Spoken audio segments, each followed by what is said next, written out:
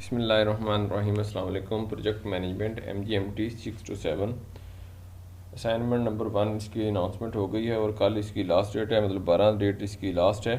इसके अंदर उन्होंने सिनेरियो आपको दिया हुआ है कि जो XYZ कंपनी है या कह लें कि प्रोजेक्ट है, प्रोजेक्ट ड्रिवन ऑर्गेनाइजेशन है। अच्छा, मैनेजर कह रहा है कि जो portfolio of large and small projects, each project has a clear link to the, मतलब जो भी उनके प्रोजेक्ट्स चल रहे हैं उनका कह रहे हैं कि जी जो क्लियर लिंक है वो ऑर्गेनाइजेशन के साथ है, ठीक है। उसके जो मिशन है, स्ट्रेटजी, वैल्यू के साथ है। अच्छा, उसके अंदर कह रहे हैं कि मल्टीपल जो है ना आपके कंपीटिंग प्रोजेक्ट्स हैं वो लीड कर रहे हैं, उसके अंदर कुछ प्रॉब्लम्स भी आ रही हैं, ठीक है।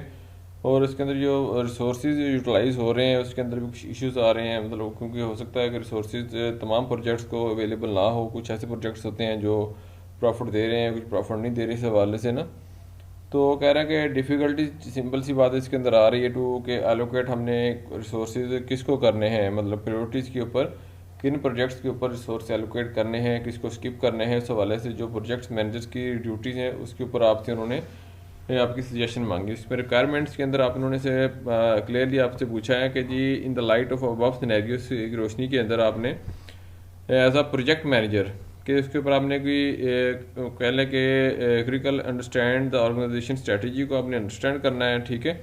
फॉर इम्प्लीमेंटेशन थ्रू प्रोजेक्ट्स, जो भी प्रोजेक्ट्स हैं उसकी इम्प्लीमेंटेशन के लिए आपने इसको अंडरस्टैंड करना है। तो एज अ प्रोजेक्ट मैनेजर आपने इन चीज़ों को डील करना है कि जी कभी भी किसी जगह पे भी जब कोई ऑर्गेनाइजेशन प्रोजेक्ट्स लगा रही होती है तो प्रोजेक्ट्स को मैनेज करने के लिए PMO होता है, जो प्रोजेक्ट मैनेजमेंट ऑफिस होता है। उसके अंदर एक प्रोजेक्ट मैनेजर्स होते हैं जो इन चीज़ों को टैकल कर रहे होते हैं, इसके अंदर रिसोर्सेज की एलोकेशन कर रहे होते हैं। कुछ ऐसे प्रोजेक्ट्स होते हैं जिससे हमें प्रॉफिट नहीं हो रहा या किसी पॉलिटिकल इशू की वजह से रुक चुके होते हैं, तो हमने वो प्रोजेक्ट्स को देखना होता है जो प्रॉपरली हमें आउटपुट दे रहे होते हैं, जिनके ऊपर हमने मतलब टाइम वेस्ट नहीं कर रहे, जिसके ऊपर हमें प्रॉफिट आ रहा होता है। उस हवाले से जो प्रोजेक्ट मैनेजर्स होते हैं उसकी कुछ अपनी रिस्पॉन्सिबिलिटीज़ होती हैं, इनकी जॉब डिस्क्रिप्शन होती हैं, वो यही होती है कि उन्होंने इन चीज़ों को टैकल करना है कि हमारे जो रिसोर्सेज हैं हम उन प्रायोरिटीज़ हम सेट करेंगे जो इस वक्त हमारे लिए प्रॉफिटेबल प्रोजेक्ट्स हैं और जिसके ऊपर हमें पता है कि अभी कुछ ना कुछ इश्यूज चल रहे हैं, वहाँ पे हमने इसको स्किप डाउन करना होता है, स्लो डाउन करना होता है। हमने रिसोर्सेज, वो जो इंपॉर्टेंट रिसोर्सेज है वो वहाँ पे हमने वेस्ट नहीं टाइम करना होता। उस हवाले से हमने इसके ऊपर एक आंसर बना के देना है, बिल्कुल सिंपल सी जो आपकी ये सोल्यूशन फाइल है। तो इसको मैं अभी आपको सोल्यूशन फाइल की तरफ लेके चलता हूँ। ये जी आपकी जो सोल्यूशन फाइल है इसके अंदर कहते हैं कि जी हमने आपने जो किए होते हैं ना प्रोजेक्ट्स, इसके ऊपर हमने इसके डिफरेंट अपनी चीज़ें देखनी होती हैं। जिस तरह हमने शेड्यूलिंग्स होती हैं, टाइम मैनेजमेंट हो जाती है, आपकी कॉस्टिंग हो जाती है, बजटिंग हो जाती है, ठीक है। उस हवाले से बहुत सारी चीज़ें जो एक मैनेजर होता है उसको करना पड़ती हैं, वो आपने यहाँ पे एक्सप्लेन करनी है। अच्छा, मैंने कुछ यहाँ पे चीज़ें आपको बता दी हैं। अगर आप चाहते हैं कि आपको बना बनाया सोल्यूशन मिले तब भी आप कॉन्टैक्ट कर सकते हैं। आप खुद भी लिखना चाहें तो आप खुद भी लिख सकते हैं, ठीक है।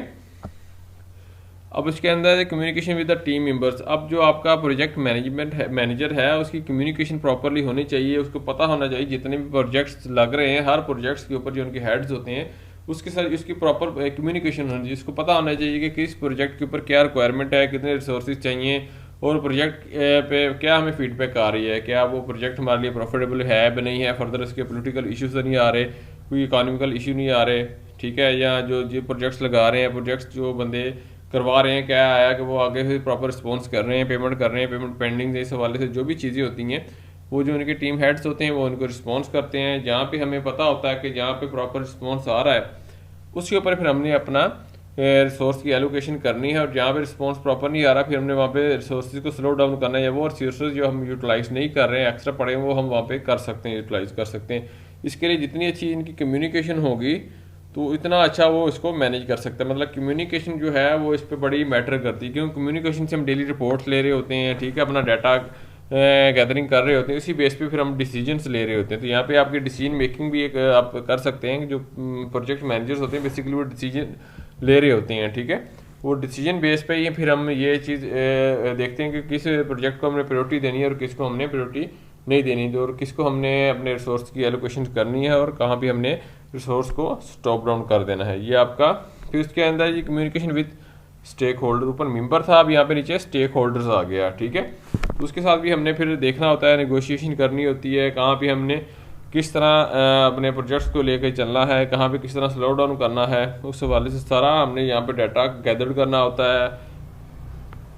फिर उसके बाद आ जाता है इशू आइडेंटिफिकेशन एंड सॉल्यूशंस। अब यहाँ पे आ जाता है कि जी हर प्रोजेक्ट्स के अंदर कोई ना कोई इशू आ रहा होता है, ठीक है, उसके अंदर प्रॉब्लम्स आ रही होती है। हमने सबसे पहले तो उन प्रॉब्लम्स को हाईलाइट करना है।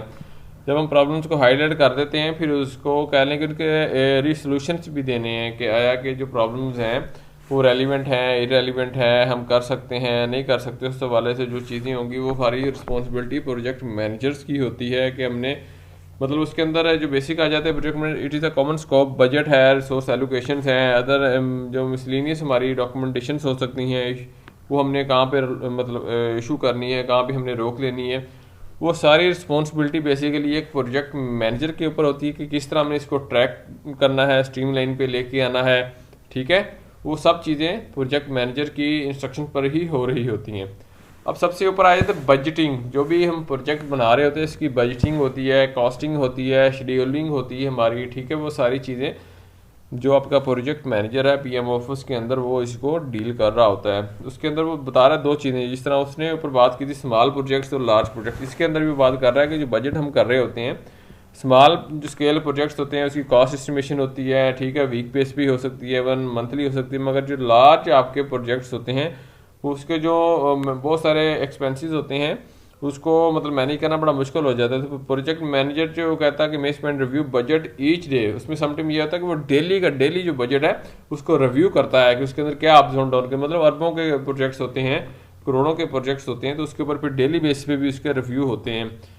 तो ये ना हो कि हमने डेली बेस पे अगर इसको रिव्यू ना करें तो उसमें फिर हमें लॉस पे भी जा सकते हैं अगर हम इसको प्रॉपरली ना चीज़ों को देखें या रिसोर्सेज की एलोकेशन ना करें, हमें इश्यूज हो सकते हैं, काम रुक सकता है, लेबर बहुत ज़्यादा होती है। आपको पता है जब किसी बड़े प्रोजेक्ट पे कर रहे होते हैं तो वहाँ पे फिर कह लें कि वो आर्ली भी इसको देख सकते हैं, दिन में 2 दफ़ा भी देखते हैं, दिन में भी डेली देख सकते हैं। ये मेन जो आपका रिस्पॉन्सिबल होता है वो आपका कह लें कि प्रोजेक्ट मैनेजर होता है, ठीक है। फिर इसमें टाइम मैनेजमेंट भी आ जाती है और भी 2-3 फैक्टर्स हैं, वो भी हम इसको फर्दर देख सकते हैं। तो अगर आप चाहते हैं कि आपको कंप्लीट फाइल मिल जाए बनी बनाई तो मेरे पास अवेलेबल है, 150 सिंपल मैंने इसके चार्जेस रखे हुए हैं, तो आप कॉन्टैक्ट कर सकते हैं और अपनी ये फ़ाइल ले सकते हैं। वैसे आप खुद से भी लिख सकते हैं जो चीज़ें मैंने बताई हैं, क्योंकि 10 नंबर्स की है, इसमें से ये आप काम चला सकते हैं, गूगल से भी उसको आप सर्च कर सकते हैं। और आपका जो सब्जेक्ट है 6 to 7 का, उसके अंदर भी ये चीज़ उन्होंने हाईलाइट की हुई है। अब इसके पेज नंबर चले जाएँ 15 पे, 14-15 पेज के अंदर आप देखेंगे तो वहाँ पे भी ये चीज़ आपको वहाँ पे मिल जाएगी। जो आपका प्रोजेक्ट मैनेजर्स हैं वो किस तरह इन चीज़ों को मतलब स्ट्रीमलाइन करते हैं, इसके ऊपर किस तरह वो वर्किंग करते हैं, वो सारी चीज़ें आपके जो हैंड आउट्स हैं इसके अंदर भी आपको मिल जाएंगी, ठीक है। ये यहाँ पे प्रोजेक्ट मैनेजर जो रिस्पॉन्सिबिलिटीज़ हैं इसको आप स्टडी करें, ठीक है। तो इसमें आप इसका पूरा कंप्लीट आंसर यहाँ से देख सकते हैं जी। मैंने इधर से स्टडी किया था, इधर से मैंने कुछ डाटा लिया है, कुछ मैंने मुख्तलिफ रिसर्च पेपर से लिया है, कुछ मैंने नेट से लिया। तो आप अपना प्रॉपर आंसर आपके हैंड आउट पे 14 और 15 पेज नंबर से भी रीड करके बना सकते हैं, गूगल से भी सर्च करके बना सकते हैं। बिल्कुल सिंपल सा आपका ये असाइनमेंट थी, इसमें इतना कोई बड़ा उन्होंने नहीं आपको टफ काम नहीं दिया था, बिल्कुल सिंपल था। जस्ट इसको मैं आपको रिकमेंड करूँगा कि आपने 1-2-3 दफ़ा पढ़ें, आप इसका आसानी से आंसर दे सकते हैं। इसके पढ़ने का आपको फ़ायदा ये होगा कि जब आपके मिड होने वाले हैं, मिड के अंदर भी इसके रेलिवेंट कोई MCQ आ सकता है, कोई शॉर्ट क्वेश्चन आ सकता है, कोई लॉन्ग क्वेश्चन आ सकता है। तो अगर आप असाइनमेंट अपनी GDP थोड़ा सा अपने हैंडआउट्स को स्टडी करके बनाएंगे तो उसमें ये होगा कि आपका जो कंसेप्ट थोड़ा सा क्लियर हो जाएगा और आपके फर्दर मिड टर्म्स के अंदर भी आपको इसकी हेल्प होगी। तो उम्मीद करता हूँ कि आज की वीडियो हेल्पफुल रही होगी। तो अभी आप समझते हैं कि जी मेरी वीडियो से आपको वाकई एक सोल्यूशन मिल जाता है। तो जिन दोस्तों ने अभी तक मेरे चैनल को सब्सक्राइब नहीं किया, चैनल को सब्सक्राइब करें, और जो सब्सक्राइब कर चुके हैं आप सब मेरे चैनल को लाइक किया करें, शेयर किया करें, ये आपकी तरफ से एक सपोर्ट होती है। तो इंशाल्लाह मिलते हैं नेक्स्ट वीडियो में। अस्सलाम वालेकुम।